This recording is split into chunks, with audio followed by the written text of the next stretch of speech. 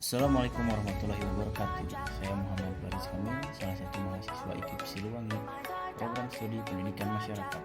Saat ini saya sedang melaksanakan KKN Mandiri di wilayah Desa Petirwangi untuk mengobservasi dan wawancara terhadap orang tua tentang pendampingan pembelajaran selama pandemi COVID-19.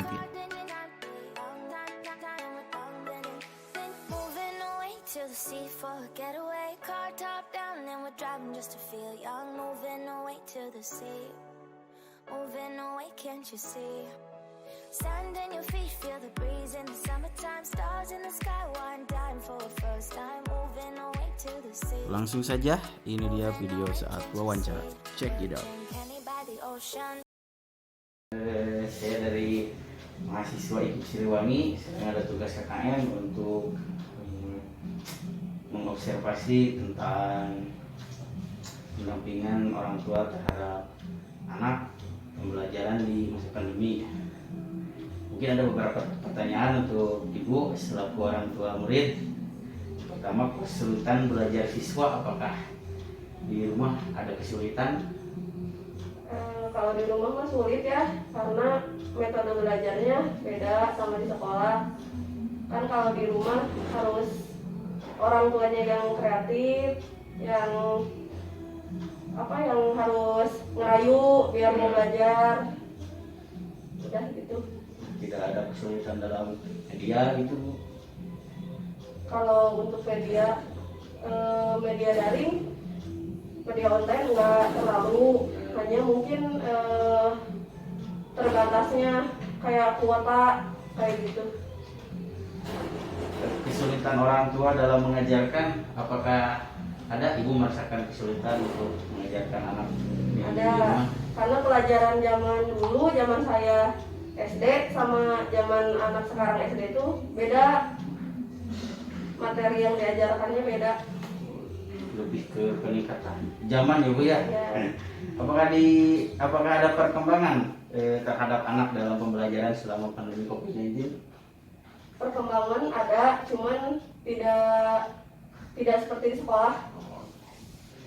Ketika membuka ponsel, Ibu, anak Ibu langsung belajar atau membuka dulu sosial media gitu? Gangguannya ada tidak, Bu? Buka dulu sosial media, karena sehari-harinya kan mainnya sama gadget. Betul. Tapi apakah Ibu ada mempunyai harapan sebagai orang tua terhadap anak dalam pembelajaran selama COVID-19 ini? Kalau pembelajaran, mungkin buat pembelajaran daring lebih optimal aja, gurunya ngasih kayak video pembelajaran lebih jelas waktu belajar, kayak disamain kayak sekolah gitu. Terima kasih, Bu. Hanya segitu aja karena masih banyak keluarga yang harus saya wawancarai. Terima kasih, Bu, atas wawancara dan atas waktunya. Mohon maaf mengganggu di masa pandemi COVID-19. Mangga. Ya, Ibu, ketika selama pembelajaran daring, apakah ada kesulitan siswa dalam pembelajaran? Ada kesulitannya ya, jadi anak tuh susah disuruh belajarnya kan, karena mungkin nggak kan kalau di sekolah mah udah jam masuk segini kan mulai belajar. Kalau di rumah kan nantilah sebentar lagi. Nah, terus dalam belajarnya juga kalau anak tuh ya mut-mutan ya, kalau di rumah mah kadang mau kadang enggak kan kayak gitu. Terus jadi nggak nerap lah pelajarannya ke anak tuh. Berarti ada gangguan aja ya, Bu, jadi tidak langsung belajar, main sosial media Ya, dulu. nah itu udah sekarang kan sekolahnya di sosial media ya, pakai handphone kan gitu. Dari gurunya ngirimin tugasnya lewat handphone. Kan ngeliat dulu video dan masalahnya tuh gurunya tuh nggak pernah, kadang-kadang ada yang gurunya yang ngasih video gurunya langsung. Kadang ada juga yang anak-anak lihat ini caranya di YouTube, ini materinya, buka YouTube ini kayak gitu kan. Jadi anak tuh kan udah nonton itu tuh nonton yang lain, bisa jadi kan kayak gitu. Kalau kesulitan orang tua dalam mengajarkan, ada dari Ibu sendiri? Ya itu sulit. Oh, iya. Mut-mutan anaknya. Mut-mutan anaknya kadang mau kadang enggak. Terus kan harus didorong-dorong, ayo nulis yang bagus, harus mau nulis. Kan kadang-kadang anak-anak kalau lagi apalagi anak kelas SD ya suka males menulis. Udah banyak banget, udah gitu. Kalau perkembangan anak selama pembelajaran di rumah, apakah terlihat Kalau perkembangan sih karena emang diperhatiin sama orang tuanya cuman dia sendiri gitu. Jadi kalau meskipun malas tapi mau berkembang, mau menyelesaikan tugasnya gitu dengan sendirinya. Jadi berkembang sih ya bagus lah perkembangannya, jadi bisa gitu. Tadinya terus bukan cuma diajarin apa yang dari gurunya kan, orang tuanya juga ngajarin kan bagaimana gitu. Berperan aktif ya orang tuanya, berarti Nah, harus kreatif. Nah Orang tua itu juga. makanya orang tua yang kreatif karena orang tua yang mengajarkan yang di rumah. Kalau harapan orang tua dalam pembelajaran daring di selama pandemi COVID-19 ini mungkin Harapannya sih pengennya cepet sekolah ya, cepet iya. lagi kembali ke sekolah lagi gitu Betul, aja. betul. Oke Pak, terima kasih atas waktunya sudah meluangkan untuk sedikit mengobrol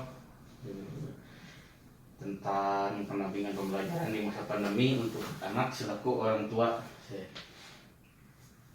Mungkin ada beberapa pertanyaan yang saya ajukan karena dari masa pandemi ini pasti ada perubahan-perubahan yang signifikan terhadap perilaku ya setiap orang apa terutama di dalam pendidikan. Nah, Bapak selaku orang tua apakah merasakan si anaknya kesulitan belajar siswa di rumah itu seperti apa? Ada tidak?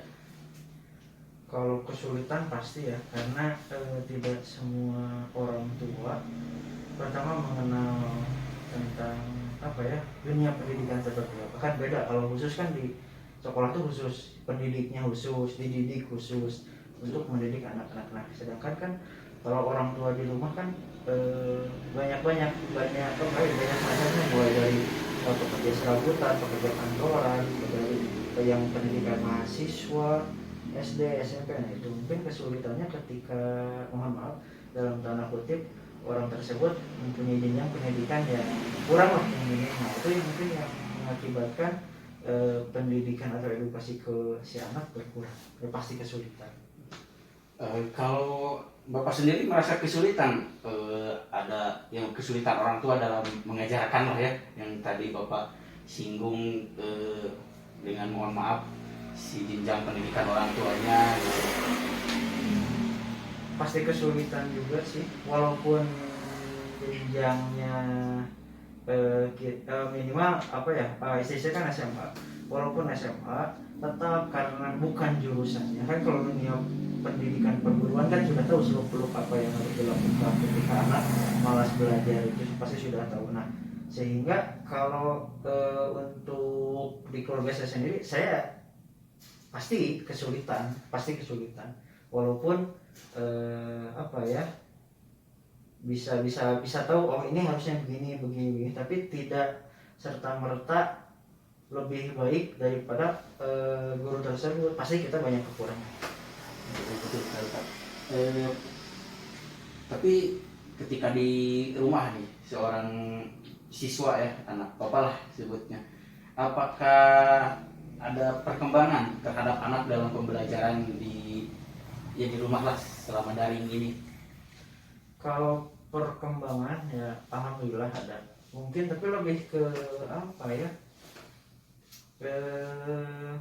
lebih ke pengetahuan bahwa anak tuh mulai penanaman tentang apa sih COVID, kemudian penerapan gaya hidup sehat, lebih ke ya pencegahan COVID itu, seperti bagaimana sih seberbahayanya COVID itu sampai si anak bahkan sampai setahun mungkin sekarang tidak bersekolah. Jadi anak saya itu dari masuk sekolah, mungkin nanti sekolah dia udah kelas 2 atau kelas 3, sekarang udah setahun masuk ke sekolah, mungkin gak pernah merasakan apa itu sih sekolah, berangkat sekolah dengan teman-teman. Tapi anak-anak ya alhamdulillah, mungkin itu juga mungkin bukan mungkin sih, pasti ada substansi dari para guru yang bekerja keras. Saya pun berterima kasih kepada guru-guru di luar sana yang sudah mengajarkan anak daring sampai sebegitunya,